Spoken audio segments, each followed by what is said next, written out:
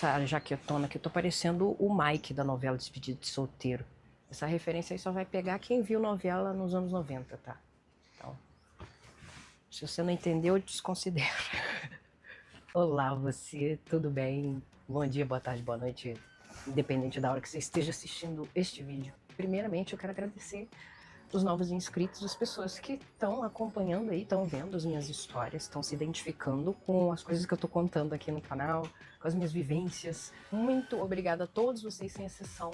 Eu tô feliz que tem muita gente nova chegando, interagindo, curtindo, comentando, contando as próprias experiências baseadas nos meus relatos. Eu quero mandar um beijo para todos vocês e vamos ver quantas mais experiências eu vou poder trazer com o maior prazer para vocês. Eu gravo esses vídeos com muita felicidade.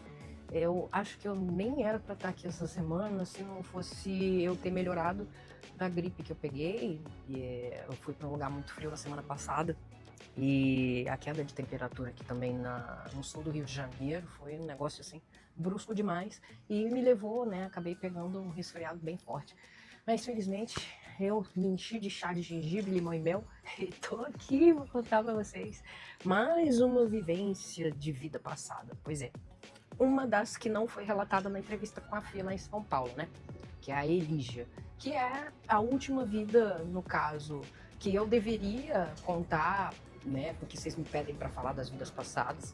E faltou a Elígia, eu já contei Monge e falta ela. Eu vou então trazer para vocês hoje essa história muito bonita, que é uma lição de gratidão, mesmo que não tenha acontecido nada na vida da Elígia. É uma história que tem sim sua importância. E é a segunda vida minha na Terra. Tem Mérito Atom, como vocês conhecem, lá, aquele vídeo especialíssimo que a gente fez pro canal da Fernanda, que eu conto tudo aquilo ali. Então, essa é a segunda na linha do tempo das 13, que eu sou a 13ª, e essa é a número 2. Vida número 2, uma mulher, uma simples vendedora de tapetes, que ganha um presente, uma herança maravilhosa de uma pessoa a quem ela ajudou, vamos dizer assim.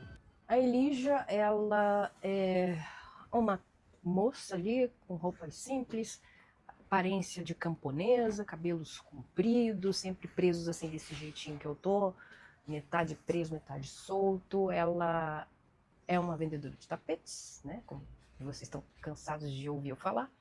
E a regressão de memória começa, né, a primeira cena que eu vejo dessa regressão é a Elígia se aproximando de uma propriedade, um lugar imenso, quase um palácio de tão bonito que é, com um jardim muito bonito também, com esculturas e arquitetura fantástica para tudo quanto é lado.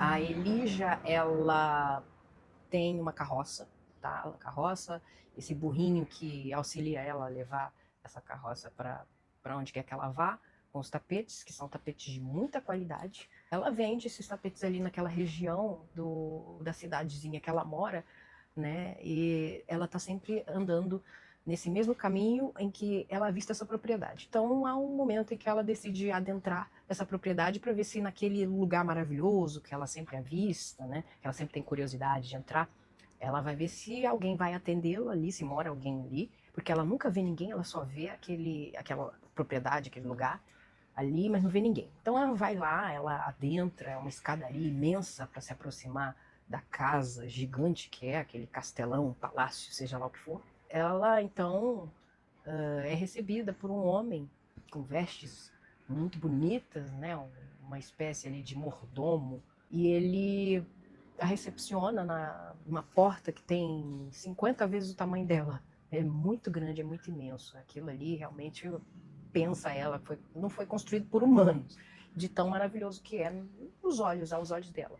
E toda vez que ela vai passando ali por aquele lugar, ela se pergunta, né, tão bonito, tão maravilhoso, será que um dia na vida dela ela moraria em um lugar como aquele? Porque ela é uma pessoa muito simples, ela vem de uma família humilde, não lhe falta nada, mas ela é humilde. E ela tem um sonho, né? Será que um dia eu vou poder viver num lugar igual a esse aqui, tão maravilhoso, tão bonito? Esse homem que a recepciona, ele trabalha para aquele lugar, ele trabalha para a dona daquele lugar em específico. E ela diz, eu vendo tapetes, estou sempre passando aqui na porta e eu gostaria de saber se há interesse. São tapetes muito bonitos, de muita qualidade, garanto. talvez você quisesse olhar um pouco, né? E ela, a princípio, acha que ele é o dono da propriedade, né? Ela nunca viu aquela pessoa ali. E ele olha aquilo, né? Ele avista os tapetes de longe e pede para que outros serviçais ali, outros funcionários, tragam o conteúdo que está na carroça para dentro, né? Quando eles abrem o salão para expor, para botar os tapetes, para, né, para mostrar os produtos para esse cara, a Elija vê uma magnitude assim tão grande quanto o que é do lado de fora.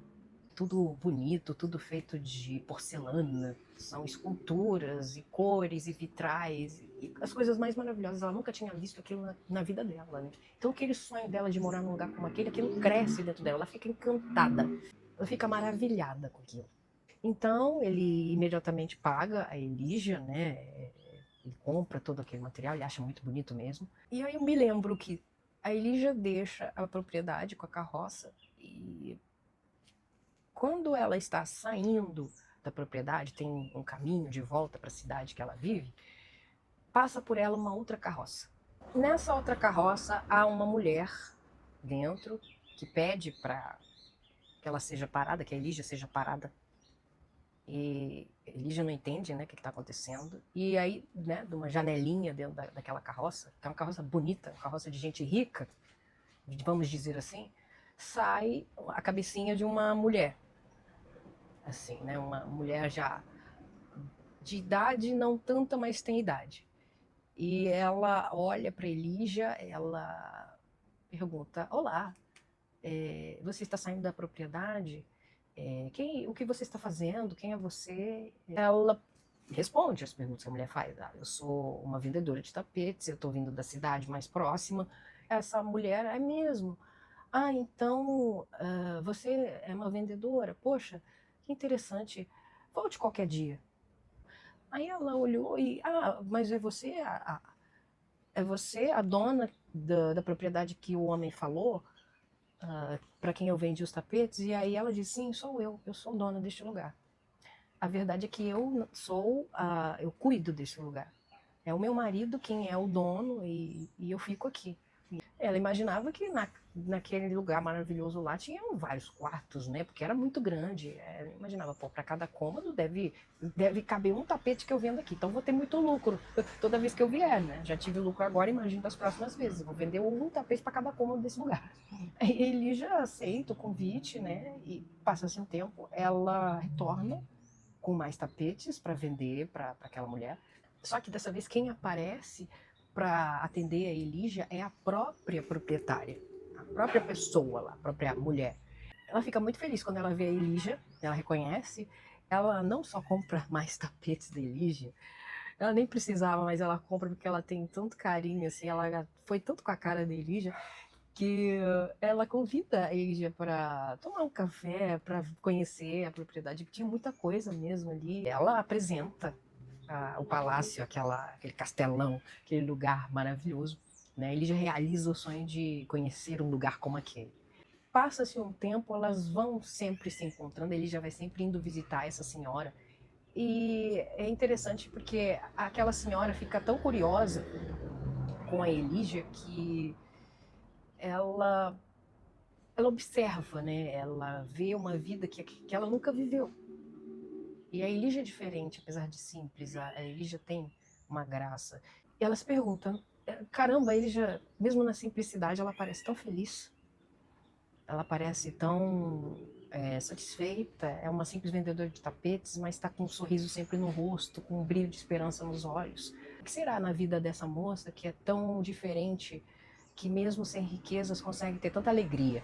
Então está Elija um belo dia em sua residência, fazendo comida para seus irmãos, para seus tios. A família era grande. Batem na porta da casa.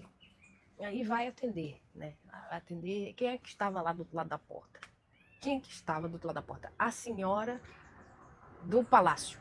Elija atende, a mulher fica surpreendida e muito feliz que a amiga dela do palácio tinha ido visitá-la, né? E perguntou, mas quem é essa moça que está aí? Né? Essa senhora que está aí? E a Elija responde, é a minha amiga, daquela propriedade que fica no caminho que a gente passa, né? Todo mundo fica em choque, né? Fica surpreendido, né? O que uma pessoa tão rica estava fazendo ali diante deles. A mulher pede para entrar, né? Ele já obviamente aceita, né? E então aquela senhora tem um choque de realidade, porque ela vê uma família grande com crianças, mulheres, homens ali, tem bastante gente. É uma casa simples, mas é uma casa grande, né, para comportar todo mundo. E mesmo sendo uma casa grande, era humilde, mas sabe, as coisas tudo arrumadinhas, bonitinhas em seus lugares, todo mundo com roupinhas limpas, mesmo simples. As coisas eram de muito bom gosto, apesar de terem que ser compartilhadas e serem de uma realidade diferente da que a mulher estava acostumada. Ao contrário da Elígia, que estava encantada com a magnitude da riqueza daquela mulher, ela fica encantada com a simplicidade e a pureza das pessoas e das coisas daquela vida. E aí vem a ficha, cai a ficha daquela mulher de que era possível ser feliz na simplicidade também. Então, vendo, né, a alegria, a convivência com as pessoas ali, passa aquele dia com eles todos, né? Ela decide que da próxima vez que ela retornar, ela vai, na verdade, retornar para ter uma experiência diferente do que ela está acostumada. E ela faz isso. Ela diz a Elígia que deseja conhecer, né, o cotidiano, ou deseja conviver ali no povoado com eles, né? E a Elígia, ela conversa com a mãe e o padrasto, que parece que a Elígia não tinha pai. E ali elas perguntam, né, para Elígia, elas perguntam, mas por que vocês fazem um trabalho maravilhoso aqui, esses tapetes que vocês fazem são lindos, né? Toda a família participa da criação dos tapetes, aquele trabalho todo, dá muito trabalho, porque são muito bonitos, tem muita qualidade. Vocês têm uma casa imensa, os tapetes vocês vendem eles muito bem para toda a região.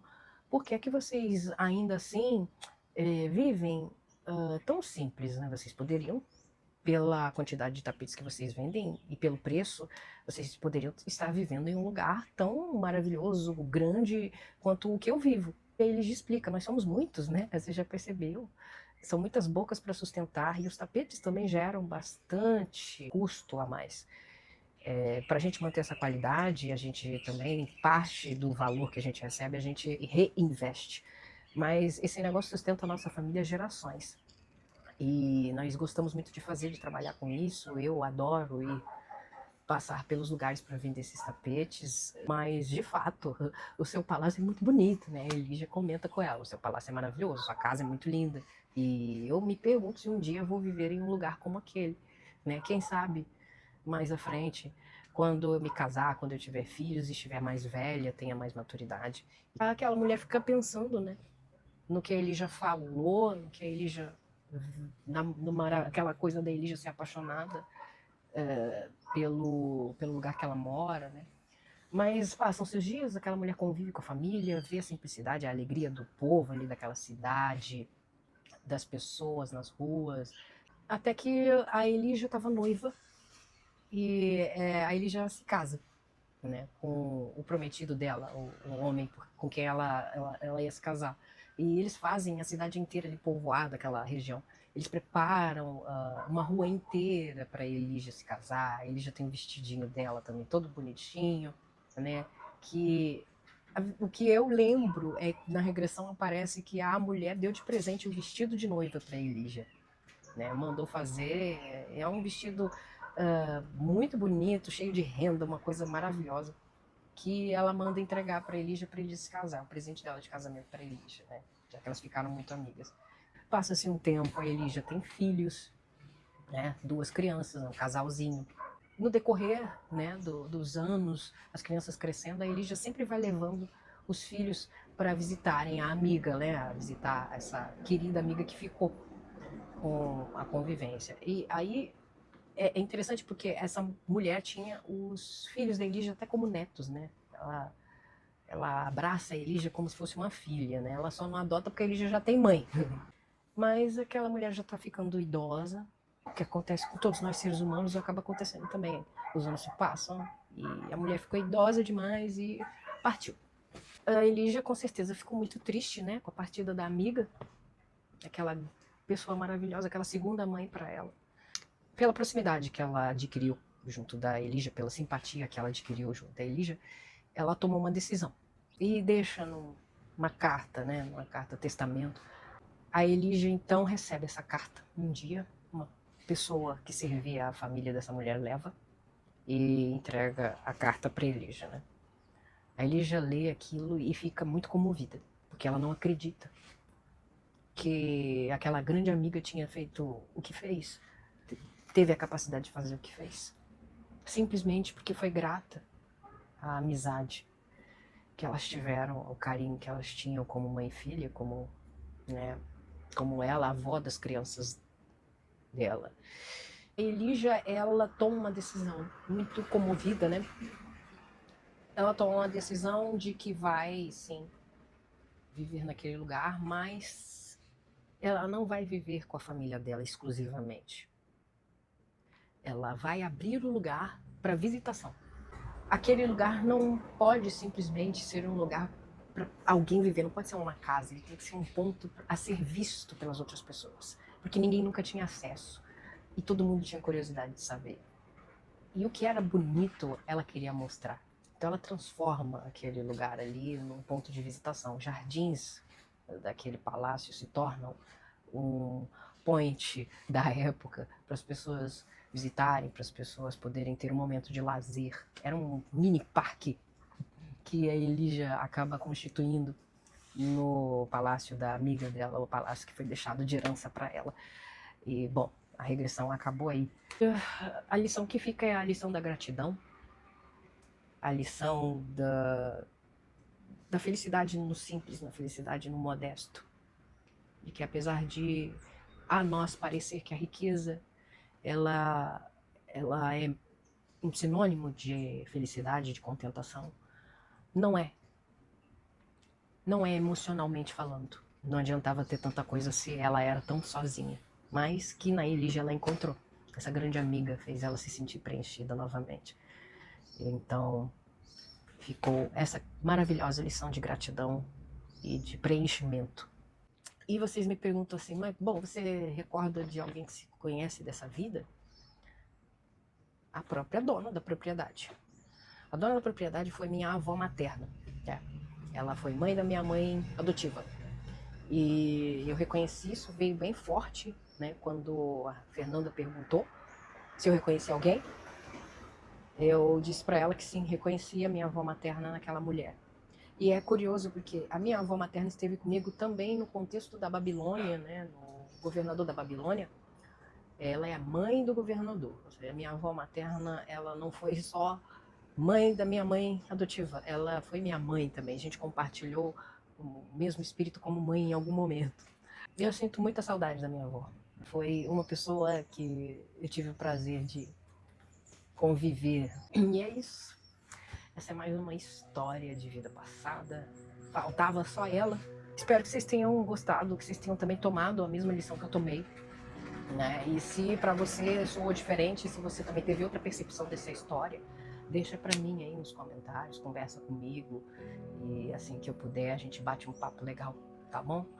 Muito obrigada por você que ficou até aqui. Um beijo enorme no seu coração.